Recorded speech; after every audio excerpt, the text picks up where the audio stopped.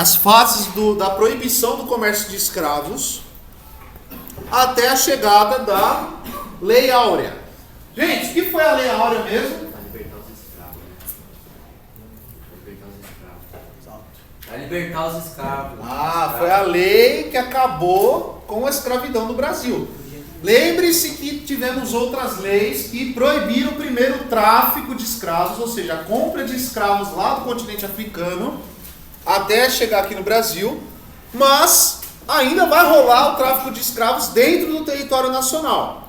A gente vai ter aquela lei do ventre livre, que vai dar a liberdade para os escravos que nasciam, e a gente vai ter a lei dos sexagenários, que vai ser a libertação dos escravos acima de 60 anos de idade, tá? É uma lei meio inútil, por quê? Porque a expectativa de vida do escravo não era muito alta, não é mesmo? Então você viver uma situação precária, uma situação de abuso, a vida toda, é muito difícil o cara passar de 60 anos. Então era uma lei meio que, meio que inútil. Pega o caderno. Então vamos lá. O que vai acontecer em 1888? A princesa Isabel vai dar a liberdade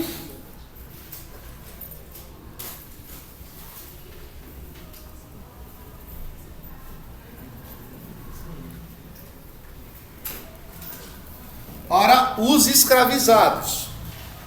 Gente, o que vai acontecer? Naquela época, a economia brasileira era extremamente dependente de uma commodity. Qual era essa commodity mesmo? Que se ganhava dinheiro aqui no Brasil? O café, a melhor bebida do universo. Gente, o café, ele era uma produção extremamente barata, uma produção extremamente simples, muito mais simples do que a produção de açúcar. Era necessário o quê? Você colher o café, espalhar aquele café no pátio, esperar secar, ensacar e mandar para a Europa. Então, se você compara com a própria produção de açúcar, é algo extremamente simples, muito mais barato até. Então, toda essa produção vai formar uma nova mercadoria muito valiosa para os cafeicultores, os fazendeiros, os oligarcas do café. Naquela época do Brasil Império eram os barões do café. E quando há a libertação da escravidão, esses barões, esses oligarcas, vão ter uma perda de mão de obra baratíssima, e vão ser prejudicados, na visão deles, tá? Então, um ano depois, o que vai acontecer? Nós temos a proclamação da Primeira República do Brasil. O Marechal Deodoro, ele vai proclamar a república com aquela história lá da mina que ele gostava, com aquela raiva que ele tinha, né, do primeiro-ministro, que ia ser apontado pelo Dom Pedro II. E aí ele vai ficar com raiva e vai proclamar a República do Brasil. Enquanto isso, o povo estava como? O que está acontecendo, cara? Não estou entendendo nada disso aqui. Isso aqui é um absurdo. O povo, gente, não teve uma participação política, uma participação ativa na proclamação da República Brasileira. Foi algo extremamente da elite, tá? E o que a República Brasileira ela vai incentivar? Principalmente aquele pensamento do positivismo. Então, o pensamento positivista, ele tentava colocar um novo princípio ideológico para a República, diferente da do Império. Gente, o Império Brasileiro, ele primeiramente tinha uma religião confessional. Qual que era a religião oficial do Brasil naquela época? A Igreja Católica. Então, se o Império, ele é a favor da Igreja, tudo bem que lá no final do Império ainda você vai ter um atrito, vai ter uma briga entre a Igreja Católica e o Império, mas ainda se fortalecia aquela noção religiosa, tá?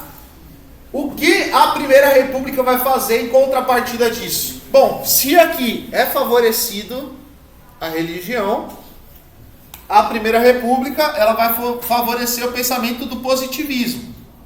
E o positivismo era contra a religião. Então, houve uma perseguição à noção ali do catolicismo e muitas populações vão se revoltar contra isso. Então, falavam-se que a República era o regime do demônio, que era o regime ali do capiroto. Por quê? Porque ela está perseguindo a religião. Então vão se formar comunidades como a de Canudos, a comunidade ali em Santa Catarina, na Guerra do Contestado, Paraná, Santa Catarina, aquela região ali. Então você vai ter várias rebeliões, várias guerras civis levantadas por essa questão, principalmente religiosa, tá bom? Outra coisa que a República Brasileira vai trazer, uma moda que estava rolando na Europa, que estava pegando em toda a elite brasileira, que era a moda do darwinismo social. Gente, o que é darwinismo social mesmo?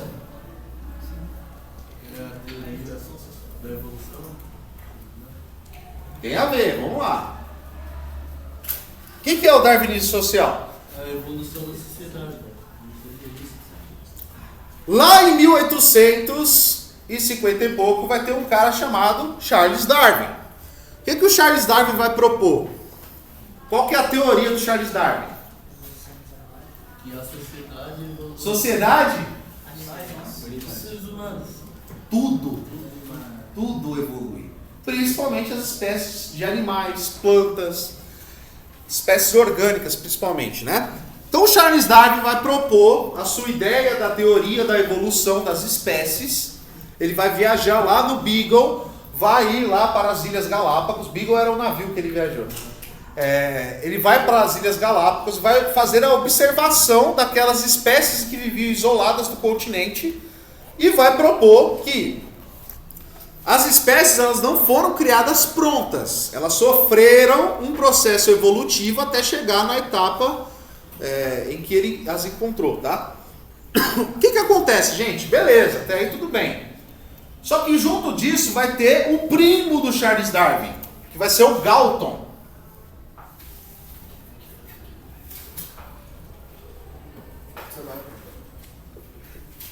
Quem foi Galton? Galton era o primo do Charles Darwin e tinha a ideia do quê?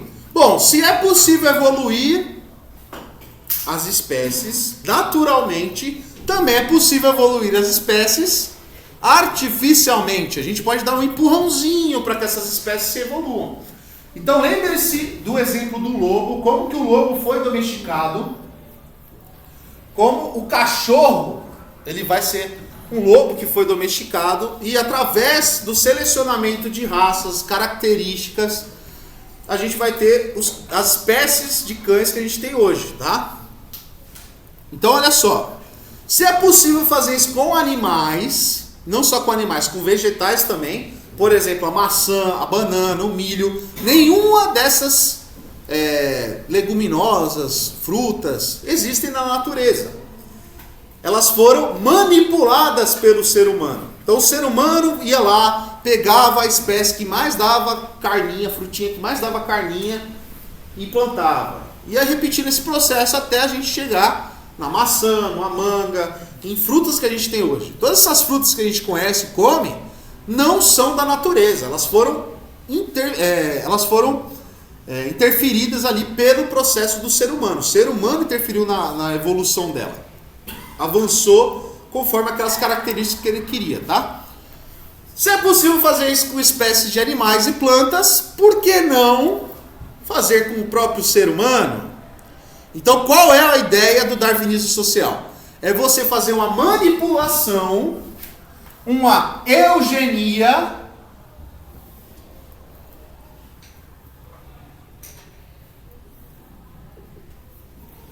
para selecionar os mais fortes e se livrar dos mais fracos. Como Charles Darwin era branco, vivia na Inglaterra, falava inglês, adivinha qual raça ele vai incentivar? O branco europeu falante de inglês, tá? protestante, diga-se de passagem. Então, a ideia do darwinismo social, gente, é essa ideia racista. É o famoso racismo científico. Então, lembre-se daquela questão da maldição de Cã, onde se baseava a dominação de uma raça pela outra com base na religião. Agora vai ser numa base científica, na ciência.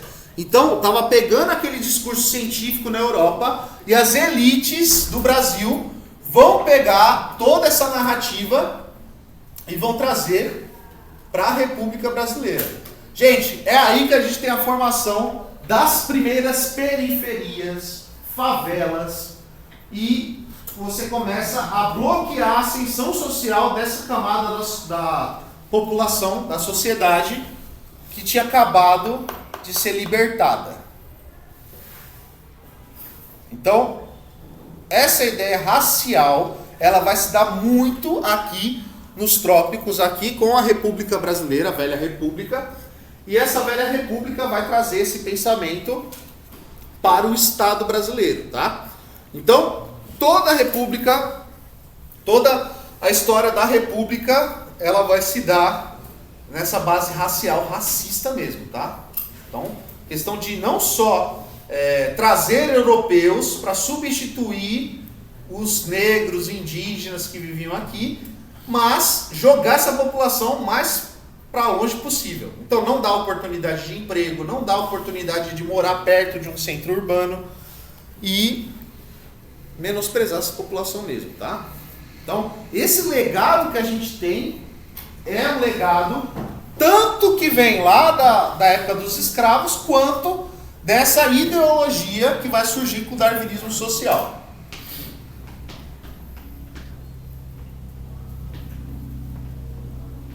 Conseguiram pegar? Tá difícil?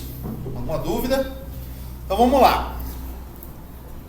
A gente vai ter a República Brasileira e ela vai durar até que um cara chamado Getúlio Vargas assume, ou melhor, ele vai dar um golpe de Estado e vai assumir o poder, vai derrubar a chamada, como é conhecida hoje em dia, como República Velha ou República Oligárquica, e ele vai instaurar o que a gente conhece como Estado Novo. Gente, o Getúlio Vargas, ele vai representar as elites do Rio Grande do Sul. Lembre-se que a República do Brasil também é conhecida como República do Café com Leite.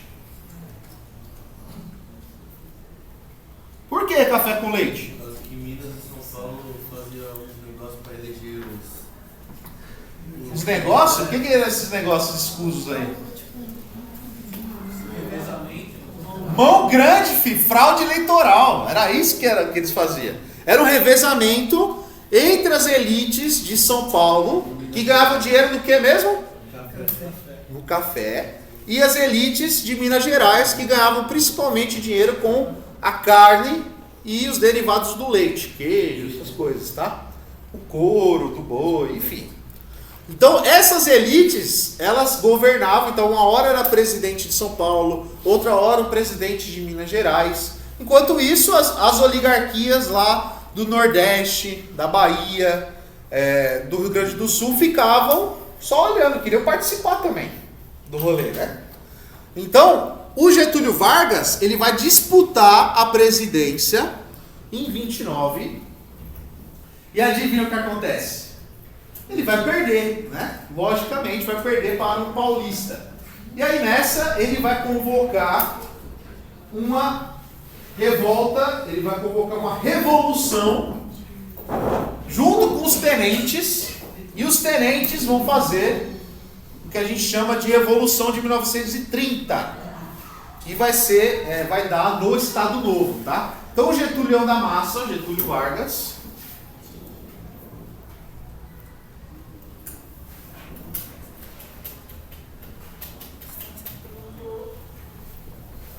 Então, Getúlio Vargas, ele vai dar esse golpe de Estado e vai acabar com a República, instaurando uma tirania em que ele foi o tirano, né?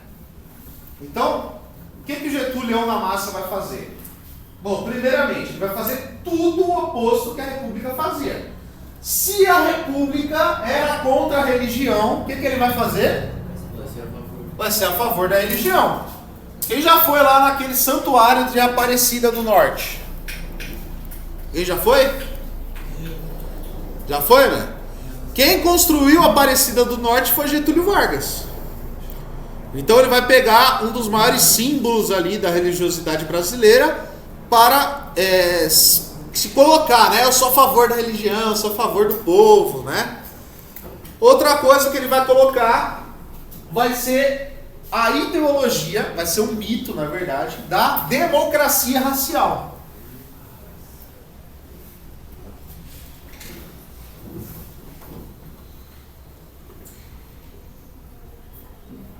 Gente, o que foi a democracia racial? Pode falar, vocês. Direitos das pessoas da pele, com tom de pele diferente dos brancos votar? Opa! Com melanina alta. Perfeito. Gente, qual é a proposta do Getúlio? Bom, se a República era racista, eu vou ser democraticamente tirano, né? Era um tirano que era a favor da democracia, tudo bem. Vou fazer uma democracia racial, ou seja, todas as etnias, todas as cores, todas as raças participavam do governo do Getúlio democraticamente, né? Tudo bem, era uma ditadura, mas ele vai usar esse discurso de democracia para se colocar a favor dos menos favorecidos. Gente, para vocês terem uma noção, na República Brasileira era proibido o samba.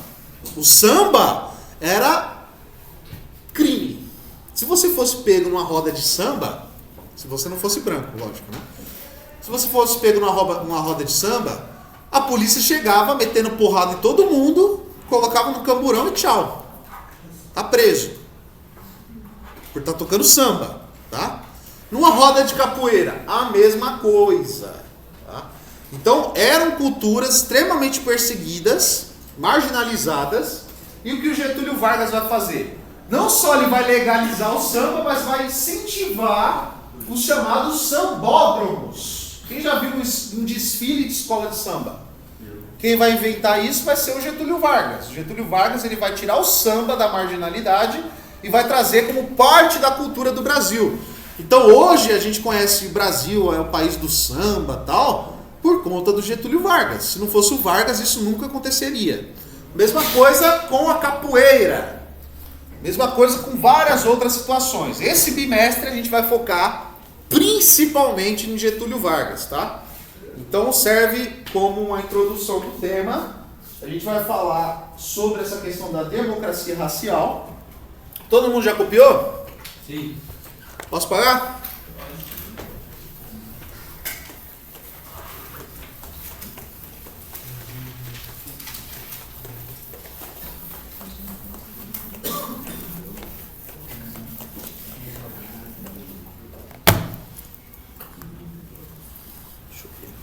Que é o som.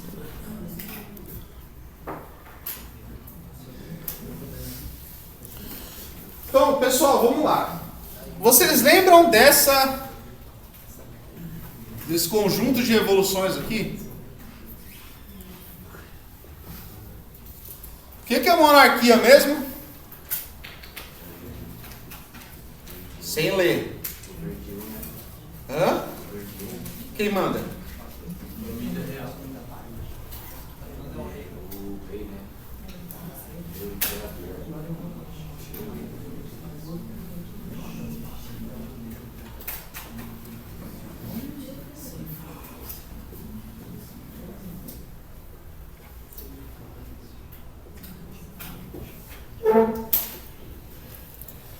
Depois da monarquia a gente tem a aristocracia.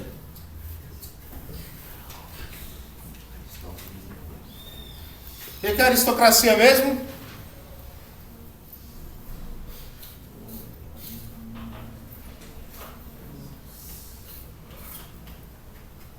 O que é a aristocracia? Lembrem-se que é uma palavra grega e quer dizer o quê? Governo dos melhores. Perfeito, aí sim, Rodrigo.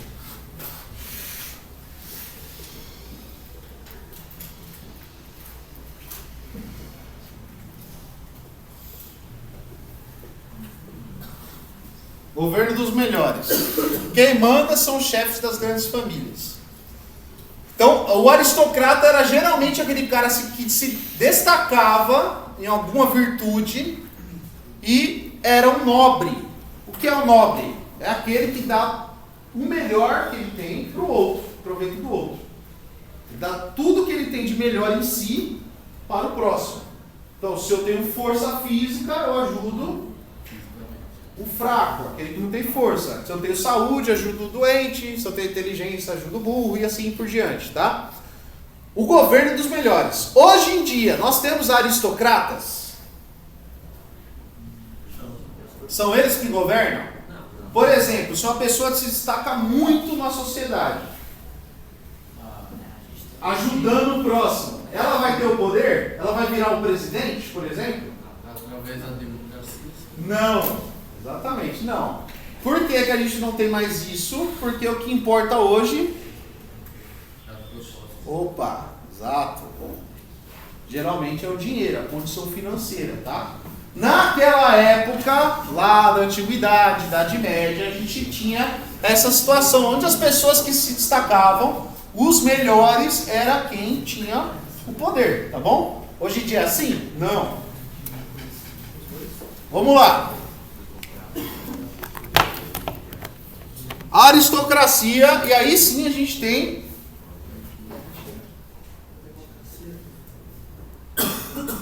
a democracia. O que é a democracia mesmo? Governo do povo.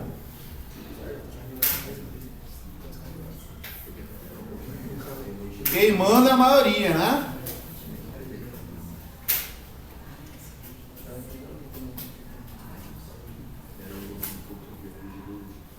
Vamos lá, gente. Numa democracia, a gente tem que ter o quê?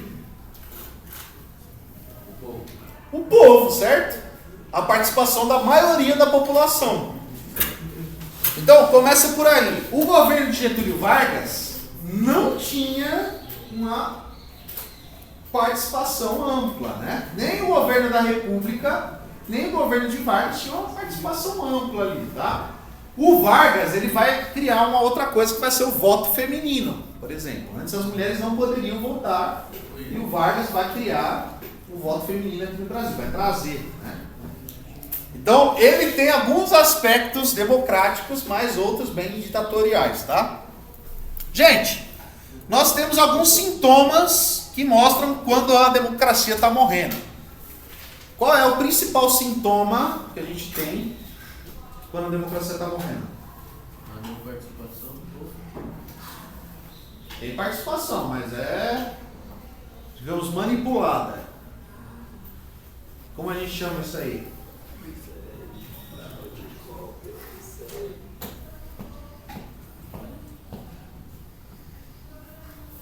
Quando a gente... Corrupção? Tem corrupção nisso aí. Mas como a gente chama? A gente chama de demagogia. Outra palavra grega, né? O que é o demagogo? O demagogo é aquele cara que manipula a maioria. Ele manipula as massas. Ele fala o que o povo quer ouvir. Vocês sabem exemplos aí. Quais são os exemplos, por exemplo? Quais são os exemplos? Lula da picanha. Lula da picanha. O que mais? Bolsonaro. Vamos baixar os ais. Na época da... O Manga. Enfim.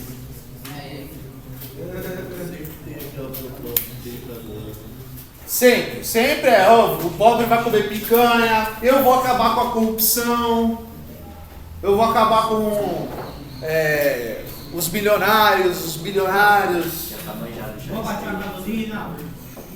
Exato, vou baixar a conta de luz. Gente, isso é demagogia, isso é falar o que o povo quer ouvir. Muitas das vezes, um estadista, um político de verdade, fala o que o povo não quer ouvir.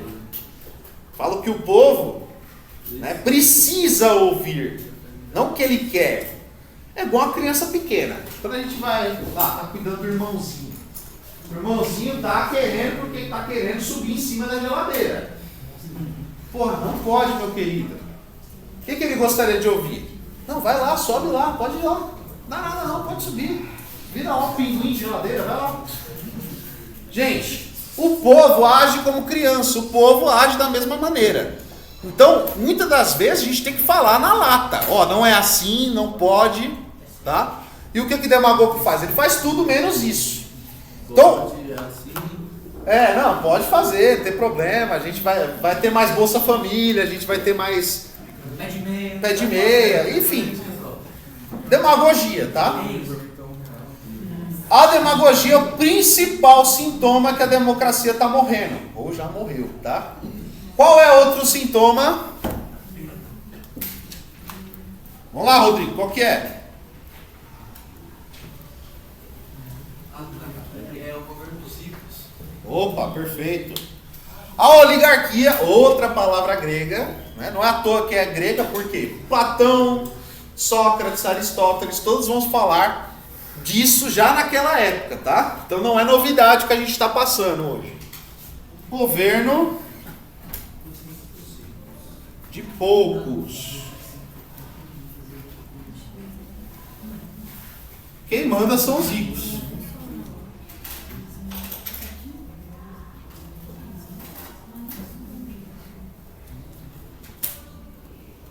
Então, beleza. Gente, a oligarquia, ela nunca vai se chamar dessa maneira. Nunca. Ela vai se chamar como? Nós somos uma democracia, temos o apoio do povo, tá? Nunca um governo, um Estado, ele vai falar, eu sou oligarca mesmo, eu favoreço os ricos, que se exploda os pobres. Não, nunca vai fazer isso. Ela sempre vai se disfarçar. Então é muito comum que o oligarca, ele financie os dois lados de uma eleição, por exemplo. Na época do Brasil Império, quem eram os oligarcas? Quem eram os ricos? Os barões do café, perfeito. Hoje em dia, quem são, por exemplo? Dá um exemplo aí. Os agrícolas. Os latifundiários. Só eles? Quem mais? A gente tem exportador de ferro. Tem um monte de coisa. Tem fabricantes. JBS, né? Gente, temos oligarcas também, não só no Brasil, mas no mundo todo, tá? Quem realmente é ouvido em uma eleição pelos governantes são os ricos, o povo. É quem vai dar um.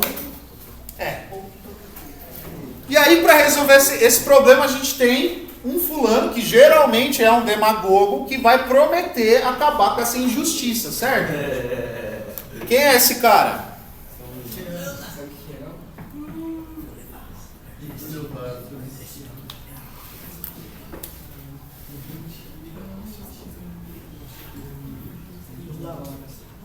Tudo é ligado.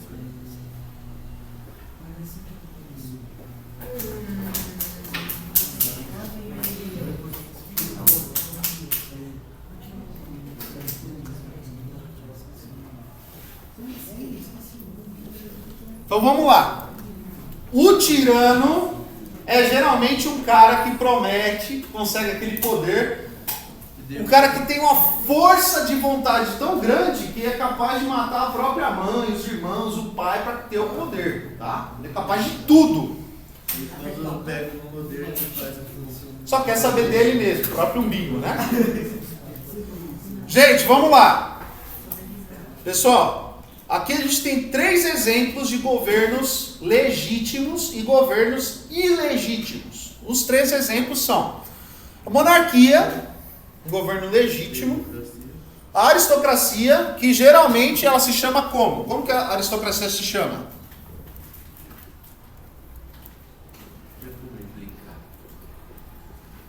Gente, república é isso aqui, tá? Quando a gente tem uma república democrática, aí a gente tem uma participação do povo. Mas a república, no original, é o governo dos melhores. Como foi a República Romana, por exemplo, tá? Mas vamos lá. Aqui a gente tem a monarquia, quando um só manda, a república, a aristocracia, e a democracia. Tá bem. A partir daí a gente consegue tirar coisas boas. Daqui para baixo, é só para baixo, tá?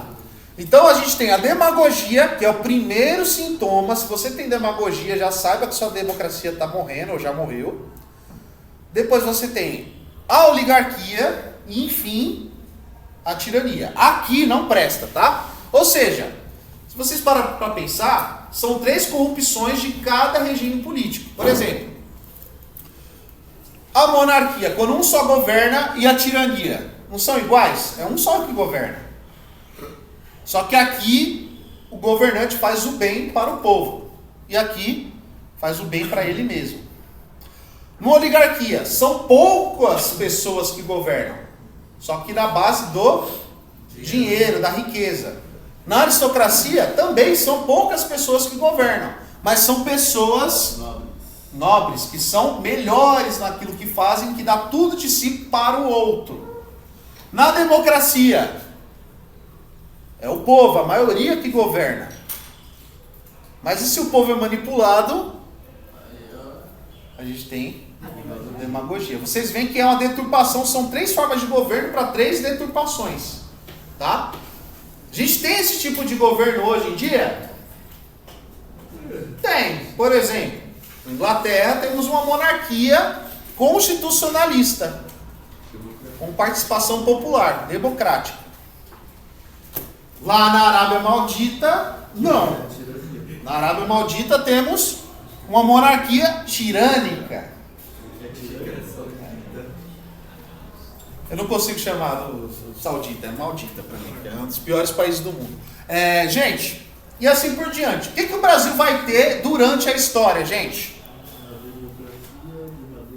A gente vai ter lá no Império uma monarquia, certo?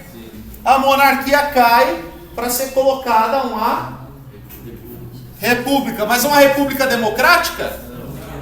Uma república o quê? Oligárquica, perfeito. Depois a gente vai ter o golpe do Estado Novo. Vai ser uma tirania mesmo, né? Vai ser direto para a tirania. Então vai sair daqui para cá. E depois o Getúlio Vargas vai fazer eleições e vai fazer de novo democracia. Então, essas evoluções aqui, gente, elas transitam. Elas não ficam somente em uma situação, uma conformidade ali, tá? Você tem mudanças e essas mudanças vão acompanhando. Então pode ser que o Brasil volte a monarquia. Isso é difícil. Remotíssimo de acontecer. Muito difícil. Mas pode ser que aconteça. Não sabemos. Aí tem que ser uma situação cataclísmica, catastrófica para a gente ter um monarca novamente. Se tiver, né?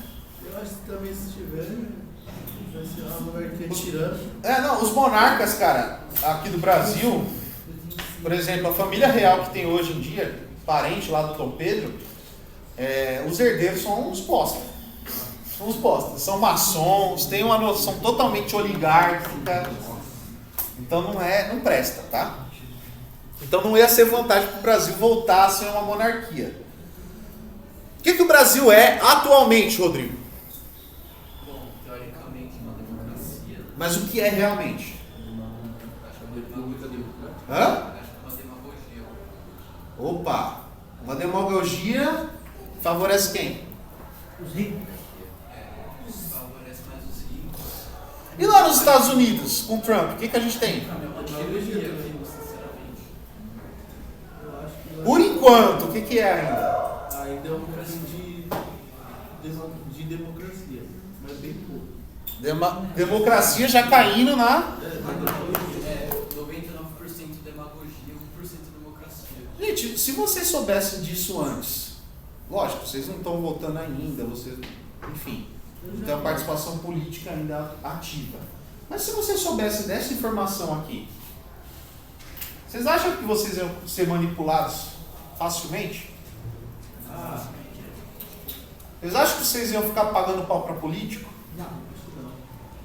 Gente, isso aqui é uma ferramenta que a gente tem para não ficar caindo em demagogia, para não ficar caindo...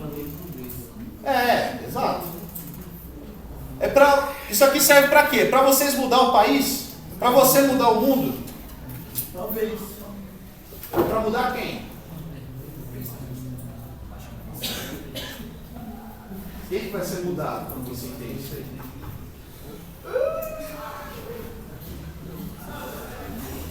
Exato. Você. É você que tem que ser mudado. Gente, não dá para mudar a sociedade. Dá para mudar a gente. É a gente que consegue ser mudado. A sociedade não. Não fiquem esperando o próximo tomar atitude por vocês. Não fiquem esperando a sociedade mudar para você mudar. Mude primeiro. E aí sim a sociedade vai mudar. Mas parte da gente, tá? Nunca coloquem a culpa no outro, tá? Ai, mas o Brasil é desse jeito. Ah, então eu vou roubar mesmo, meter a mão, né? No que é do outro. Vou ferrar com o que é do outro. Porque a sociedade me corrompeu? Porra nenhuma. É você que é corrupto, seu sem vergonha. Pessoal, você acha que pega o Enem? Eu gosto de É, ô tia, os estojos, né?